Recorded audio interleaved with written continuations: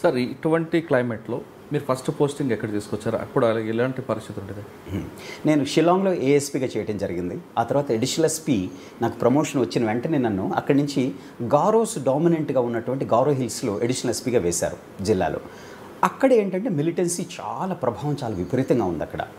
గారో militancy problem అక్కడ గారో హిల్స్లో. అయితే మనం వెళ్ళింది అక్కడ ఎస్ వీ విల్ ఎన్ఫోర్స్ లా. నువ్వు మిలిటెంట్వి, నీకేమైనా గ్రీవియన్సెస్ ఉంటే గవర్నమెంట్తో వచ్చి కూర్చొని డిస్కస్ చేయి, నెగోషియేట్ చేయి, ఐ హ్యావ్ నో ప్రాబ్లం. నువ్వు గన్ తీసుకొని కిడ్నాప్ చేయటం, కిల్లింగ్ చేయటం ఇలాంటివి చేస్తే యూనిఫామ్ వేసుకున్నాను, I will enforce the law, I'm here to fight అన్నది మొదలైందనమాట. అక్కడి నుంచి ద రియల్ పోలీసింగ్ అన్నది రియల్గా మొదలైంది మాత్రం అక్కడ. There is no looking back అండి అస్సలు. తర్వాత అక్కడే జిల్లా ఎస్పీ కావటం గారో హిల్స్లో. ఓకే. అయితే వాళ్ళు ఏమంటారంటే అక్కడ గారో మిలిటెంట్ గ్రూప్ ఒకటి ఉంది, వాళ్ళు ఏమన్నారంటే ఈ జిల్లాలో ఈ టౌన్ మొత్తం ఇది లిబరేట్ అయిపోయింది, మా కంట్రోల్లో ఉన్నది అని వాళ్ళు డిక్లేర్ చేశారు. ఏ డిస్ట్రిక్ట్ అండి అది విలియం నగర్ జిల్లా అని. ఓకే. అది నేను 98-99 అక్కడ మేఘాలయ. ఓకే. మేఘాలయ విలియం నగర్ జిల్లాలో వాళ్ళు డిక్లేర్ చేశారు ఇక్కడికి ఎవరు రావడానికి వీల్లేదు. పోలీసులు రావచ్చు కానీ వాళ్ళు పర్మిషన్ తీసుకొని రావాలి, పోలీసులు రావచ్చు కానీ వాళ్ళు వెపన్ తీసుకురాకూడదు. వాళ్ళ కండిషన్స్ అలా ఉన్నాయి. మరి ఆ జిల్లాకి నేను ఎస్పీగా ఉండి మరి స్టార్స్ పెట్టుకొని ఐపీఎస్ పెట్టుకొని సగం భాగం నేను వెళ్ళాలంటే పర్మిషన్ తీసుకోవాలంటే నేను జాబ్ అని వదిలేసి వెళ్ళాలి, లేకపోతే వాళ్ళ నుంచి అక్కడ తరవేయాలి. నేను జాబ్ అయితే వదలను, ఎందుకంటే I'm on the right side of law, I'm there to enforce the law. You are a criminal, you have no legitimacy. మాకు లెజిటిమసీ మనకి constitution of India has given me this authority. The state government authorised me to be the SP of the district. Who are you? You are a criminal.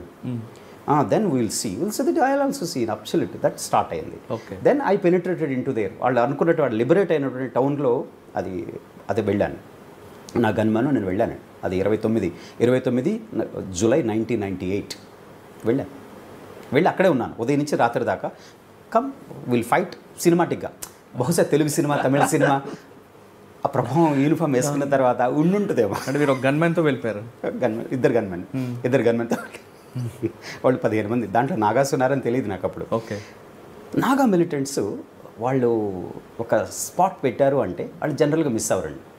ఎందుకంటే వాళ్ళు 1948-49 నుంచి ఈ militancy దీంట్లో ఉన్నటువంటి hard core వాళ్ళు, ఆరితేరి వాళ్ళు దీంట్లో ఉన్నారని తెలియదు మాకు. ఓకే.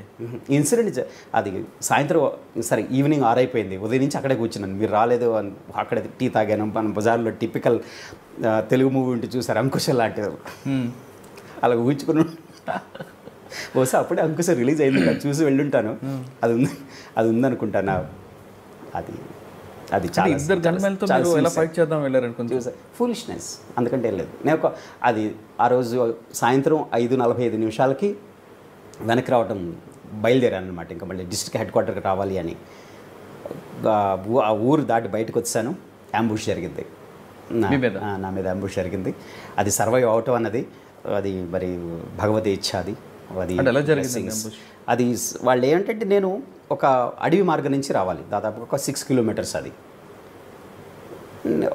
నేను అనుకుంటే ఎందుకు ఇంత సైలెంట్గా ఉంది. జనరల్గా ఈవినింగ్ అయ్యేసరికి ట్రైబల్ సొసైటీలు ఏంటంటే ఇళ్ళకి రావటం, వాళ్ళంతా చాలా బబ్లింగ్ యాక్టివ్గా ఉంటుంది. యూత్ అంతా రోడ్డు పక్కన కూర్చొని మ్యూజిక్, వాళ్ళు చాలా music lovers.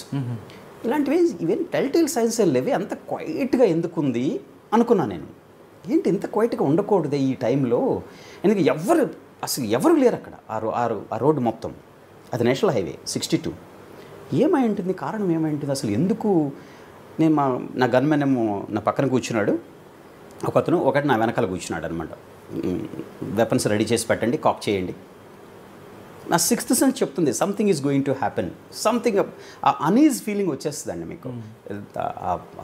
The dead silence in the middle of the jungle, అది రిజర్వ్ ఫారెస్ట్ అది అని. సరే నెక్స్ట్ 200 మీటర్స్ అయిపోయింది. స్కూటర్స్ పార్క్ చేస్తున్నాయన్నమాట. స్కూటర్స్ ఉండవే ఇది. అప్పుడు టాక్టికల్గా నేను అక్కడ ఆపేసి వెనక్కి వచ్చేయాలి. ఫుల్ హెడెడ్నెస్, చాలా హాట్ హెడెడ్నెస్ అనమాట. నువ్వు రెడీగా ఉన్నావా? ఎస్ రెడీగా ఉన్నాను. తను రెడీగా ఉన్నాడా? ఎస్ AK-47 ఉందన్నమాట. ఇద్దరు రెడీ, కాక్ చేశారనమాట. మొత్తం రెడీ చేసి only you have to pull the trigger, that's all. అదనమాట ఆ స్థితికి వచ్చేదనమాట. రెడీ టు ఫైర్ పొజిషన్లో ఇద్దరు ఉన్నారనమాట. నా గన్మెన్ వెనకాల కూర్చున్నాను, డ్రైవర్. నేనేం చేశానంటే టాక్టికల్ నా వెపన్ తీసుకొని నా టాక్టికల్ డ్రైవింగ్ అది కొంచెం అంటే అక్కడికి వెళ్ళిన తర్వాత ఇంకా డ్రైవింగ్ అనేది కంపల్సరీ స్పెషలైజ్డ్ డ్రైవింగ్ నేర్చుకుంటాం మేము. ఆ హిలీ ఎలా యాంబుష్లో ఉంటే అలా తప్పించుకోవాలి. ఓన్లీ ద డ్రైవర్ అలర్ట్గా ఉంటే యాంబుష్ నుంచి బయటపడగలరు, లేకపోతే కష్టం అండి. సో నేను ఆ ఉద్దేశంతో నేను డ్రైవింగ్ తీసుకుని నా పిస్టల్ అంతా నేను ఇక్కడే నా కాలు కింద దగ్గర పెట్టుకున్నాను. It's in cocked position. Just ఇంకొక 100 మీటర్స్ వెళ్ళింది. అది రోడ్ కట్ ఉంటుందన్నమాట. మామూలుగా రోడ్ హిల్ని కట్ చేసి మధ్యలోంచి రోడ్డు వేశారు. ఆ చిన్న గుట్టలు అనమాట. అయితే ఆ గుట్ట నుంచి వచ్చిన వాటరు ఫ్లో అవ్వటానికి రోడ్డుకి గుట్టకి మధ్యలో ఒక నాలా ఉంటుంది, చిన్న కాలువ ఉంటుంది అనమాట. వర్షం నీరు రోడ్డు మీదకి రాకుండా ఉంటాయి. ప్రతి హిల్ స్టేషన్లో అది ఉంటుందండి ఆ ఫీచర్. అక్కడి నుంచి ఫైరింగ్ వచ్చింది నా టైర్స్ మీద, వెహికల్స్ టైర్స్. అది ఎప్పుడైతే ఆ కింద నుంచి వచ్చిందో నా 2 టైర్స్ బర్స్ట్ అయిపోయాయి నాకు తెలిసి. నేను అప్పటికే యాక్సిలేటర్ని దాదాపుగా 100లో ఉంది నా జిప్సీ. దెన్ నా ముందున్నటువంటి విండ్షీల్డ్ అలా డ్రాప్ అయిపోయింది, ముక్కలు అయిపోయింది. ఆ విండ్షీల్డ్లో నుంచి ఒక చిన్న గాజు పెంకొచ్చి ఇక్కడ గుచ్చుకుంది నాకు అనమాట. నేను చెప్పాను ఫైర్ అనే టైం కూడా నాకు లేదు. ఆ సెకండ్లో ఈ గన్మెన్ ఇద్దరు కూడా అలా ఫ్రీజ్ అయిపోయారు. వాళ్ళకి ఈ పుల్ చేయాలి అన్న థాట్ కూడా వాళ్ళకి రాలేదు. అలా యాంబుష్ అలా షాక్లోకి తీసుకెళ్తాను మిమ్మల్ని. మీరు ఆ రెస్పాన్స్ టైం మీకు 1 సెకండ్ 2 సెకండ్స్లోనే మీరు రెస్పాండ్ అవ్వగలిగితే బతుకుతారు, లేకపోతే అవుట్, లేకపోతే అసలు రాలేరు. నేనే ఇంకా I went to that, as I'm in the middle of the ambush. ఆ 2 పక్కల నుంచి ఆ రోడ్ పక్కన ఉన్నటువంటి గుట్టల మీద నుంచి ఫైరింగ్. నాకు ఫ్లాష్ లైట్స్ కనిపిస్తూ ఉన్నాయి, ఫ్లాష్ లైట్స్ వస్తూ ఉన్నాయి అనమాట, కనిపిస్తున్నాయి నాకు. I'm in the middle, I'm going to అని ఇంకా వేరే థాట్ ఏం లేదు. Just press the accelerator in the 4th gear. పాపం నా గన్ మ్యాన్కి ఆల్రెడీ బుల్లెట్స్ తగిలాయి. He fell on to my gear rod. ఈ సీట్కి మధ్యలో గేర్ రాడ్ ఉంటుంది, అది 4th గేర్లో ఉంది. టైర్లు పంక్చర్ అయిపోయాయి, ఫైర్ పంక్చర్ అయిపోయింది. నేను లక్కీగా 100 కిలోమీటర్స్ నియర్లీ ఆ స్పీడ్లో ఉండటం వల్ల దట్ ఇనీషియల్ ఇంపాక్ట్ అయినా సరే వాళ్ళు ఏం చేస్తారంటే యాంబుష్ని ఒక 15 మీటర్స్ ఇటుపక్క పెడతారు. ఆ 15 మీటర్స్ని దాటగలిగితే చాలు, ద సర్వైవల్ కొంచెం ఛాన్సెస్ ఉంటాయన్నమాట. సో ఈ టైర్లు బర్స్ట్ అయినా సరే అంత స్పీడ్లో ఉండటం వల్ల, జిప్సీ లైట్ వెహికల్ అవ్వటం వల్ల, ఇది నేనేమనుకున్నానంటే అతను తోసేసి నేను గేర్ 1లోకి రావాలనుకున్నాను. పాప already he fell on to the gear rod అనమాట. ఇంకా there is no way that నేను పుష్ చేసి, అప్పటికి అది స్లో అయిపోతుంది అనమాట. టైర్స్ బర్స్ట్ అయిన తర్వాత then hold it so tight that it will not skid off the road. అక్కడ మెటల్ బ్రిడ్జ్ ఉంది, టు మై లక్. ఆ మెటల్ బ్రిడ్జ్ని దాటిన తర్వాత యూ టర్న్ వస్తుంది అనమాట. ఇది అక్కడ దాకా రోల్ అయ్యి వెహికల్ ఆగింది. అప్పటికి నేను యాంబుష్ నుంచి దాదాపుగా ఒక 20-30 మీటర్స్ అవే వెళ్ళిపోయాను అనమాట నా వెహికల్ అవుట్ సైడ్ది.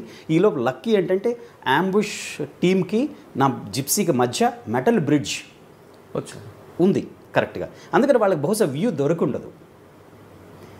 సో కానీ మీ వెనక్కున్న గన్మెన్ ఫైర్ ఓపెన్ చేయలేదు, ఆయన కూడా shock. He received around 20 bullets. Poor fellow, he died. Lucky నా వెనకాలే కూర్చున్నాడు ఇక్కడ, జస్ట్ నేను ఇలా డ్రైవ్ చేస్తున్నాను, he's facing that side. He got nearly 20 bullets. Gods, he said, I don't know how I miraculously escaped. Gunmen చనిపోయాడు, మీ పక్కన ఇంకో గన్మెన్. తర్వాత నా డ్రైవర్కి ఏమో he lost his this elbow in the spot.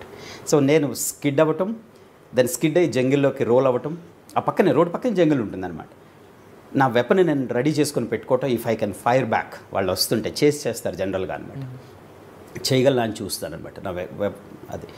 So అక్కడి నుంచి కొంచెం దూరం నేను ఆ జంగిల్ నుంచి ఒక 200 మీటర్స్ అటు పక్కకి వెళ్ళేసరికల్లా అక్కడ ఒక లేబర్ కాలనీ ఒకటి ఉందన్నమాట. దెన్ వాళ్ళకి చెప్పాను ఇలా జరిగిందని. అప్పుడు వాళ్ళు నా డ్రైవర్ని రెస్క్యూ చేశారు. సో పాపం నా గన్మెన్ డైట్. సో ఈలోపు అప్పుడు ఈవినింగ్ 6 అలా అయింది evening. Then Anita and my son they didn't know that the thing happened. But అప్పటికే తెలిసిపోయింది అనమాట, SP was nowhere and his body was not there, we don't know what happened అన్నది. నేను లేను అక్కడ. నేను మామూలుగా జంగిల్లోకి వెళ్ళిన తర్వాత దాన్ని క్యాలిక్యులేట్ చేసుకున్నాను నేను. అంటే ఇప్పుడు 6 అయింది, నియరెస్ట్ నాకు రీఎన్ఫోర్స్మెంట్ రావడానికి 1.5 hours వెళ్ళటం, 1.5 hours రావటం. ఈ కబురు వెళ్ళి మళ్ళీ అక్కడి నుంచి వాళ్ళు రావడానికి దాదాపుగా 9 అవుతుంది అని క్యాలిక్యులేట్. ఈ 3 hours నేను ఎలా సర్వైవ్ అవ్వాలి? వాళ్ళు ఏమన్నా మళ్ళీ సెర్చ్ చేసుకుంటూ వస్తారా? రావచ్చు అనమాట. జస్ట్ 100 meters డిస్టెన్స్ అనమాట. సో నేను అడవిలో కూర్చోవడం, అక్కడ ఫస్ట్ నా వెపన్ సెక్యూర్ చేసుకోవడం, నా రత్నేశ్వర్ కోచ్ నా డ్రైవర్ అతన్ని హ్యాండ్ ఓవర్ చేశాను విలేజర్స్కి. పాపం ద గన్మెన్ ద డైడ్ అండి. సో దెన్ అక్కడ కూర్చొని దెన్ ఐ స్టార్టెడ్ కౌంటింగ్. నా 1 hour 2 hours 3 hours అప్పుడు ఐ వాజ్ కంప్లీట్లీ అలర్ట్. వీళ్ళు ఎవరైనా మళ్ళీ సెర్చ్ చేసుకుంటూ వస్తున్నారా, వాళ్ళు ఏం కూమింగ్ చేస్తారనమాట, ఎవరు ఎక్కడెవరిని బతుకున్నారా అన్నట్లు, వెపన్స్ కోసం, బేసికలీ ఫర్ వెపన్స్ అన్నమాట. So they looted the weapon, మా గన్మెన్ ది వెపన్స్ లూట్ చేసుకు వెళ్ళిపోయారు. సో బై 9 o'clock నాకు సిఆర్పి వచ్చింది. దాదాపు 100 మంది కమాండోస్ వచ్చారనమాట. దెన్ అప్పటికి కానీ వాళ్ళకి తెలియదు, వాళ్ళు చూసి ఉఫ్ ఎస్పీ ఈజ్ అలైవ్. అది వెంటనే మన మిస్సెస్కి కబురు పెట్టడం దట్ హీ ఈజ్ సేఫ్ అని. సో దాట్ ఈస్ లైక్ ఏంటంటే అండి, this is the part of once you don the uniform,